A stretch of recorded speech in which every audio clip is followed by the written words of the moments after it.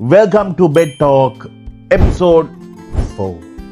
හරි මේ කතාව මගේ පොත ජැෆ්න බොයි කොලම්බඩීලා කින්දරම මම ගේන්නේ මේ පොත මම සිංහලෙන් translate කරලා it's coming out to the market on the 28th of September at the BMSCH. Everyone is welcome. පුළුවන් නම් එන්න මේක සිංහලෙන් උත් වෙනවා. ගොඩක් කට්ටිය මට අහලා තිබ්බා ඇයි අනේ සිංහලෙන් දෙන්න මට සිංහල ලියන්න බෑනේ පුතා. so මම ඉතින් හොයලා එක්කෙනෙක්ගෙන් ලියා ගත්තා. So this will be out soon. මේකෙන් පොඩි කතාවක් කියන්න. මේ ඔගොල්ලෝ ගිහලා තිනවද මොන්ගෝලියන් කන්න කොයි හරි? මම මේ මොඩල් කරන්න පටන් අරන් මම ඒ කාලේ කන්නේ මේ එළවලු තෙල් නෑ මොනවත් නෑ නිකන් මේ නිකන් කුරුල්ලෙක් වගේ කාලා ඉන්න කාලයක්. So මම දැන් ගියා house party එකකට. ගියාම මගේ යාළුවෝ ඔක්කොම ඉන්නවා. dinner is open. So මම අතින් ටික ගාලා ගියා.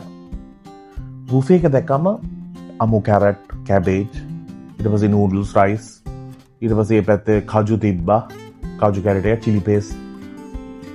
මම හිතුවා මේක ජැපනීස් කෑමක් වෙන්න ඇති. ඇයි raw prawns ඔක්කොම තිබ්බා. මම ඉතින් ඕව කන්නේ නැහැ. ඕව පොඩ්ඩක් මට posh වැඩි කියලා මම cabbage ටිකක් ගත්තා. හැමදාම ඕක තමයි කෑබ් මේ diet එකේ. cabbage උයි carrot උයි අරන් එහා පැත්තට ගිහිල්ලා noodles ටිකක් උත් දාගෙන chili paste උත් අරගෙන මම දැන් ඇවිල්ලා පුටුවේ වාඩි වෙන යනකොට මේ පැත්තේ බලනවා ඔක්කොමලා කනවා මේ. so මං ගාව හිටපු මගේ friend කිව්වා Sean, oh done was the line too long.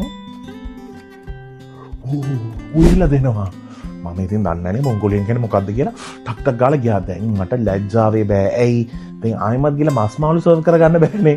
මම ඉතින් ওই ප්ලේට් එක දුන්නා. ඒකට ඒ මිනිහා මං ඇහුවා vegetarian. අනේ එච්චර හොඳ පාටි එකකට ගිහලානේ මම විතරයි cabbage carrot සහ ඔය දාපු noodles ටික කලවම් කරලා මට දීපු ටික කාලා ආවා. ඊට පස්සේ මම ගියේ හැම මොන්ගෝලියන් මම කෑවම මස් මාළු විතරයි චුට්ටක් බත් අරගෙන. මට මේ වගේ දේවල් මටමයි වෙන්නේ.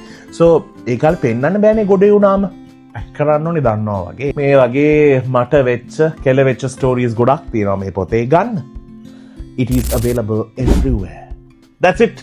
මම නිදාගන්න යනවා. I shall see you with my other bed story. Tata.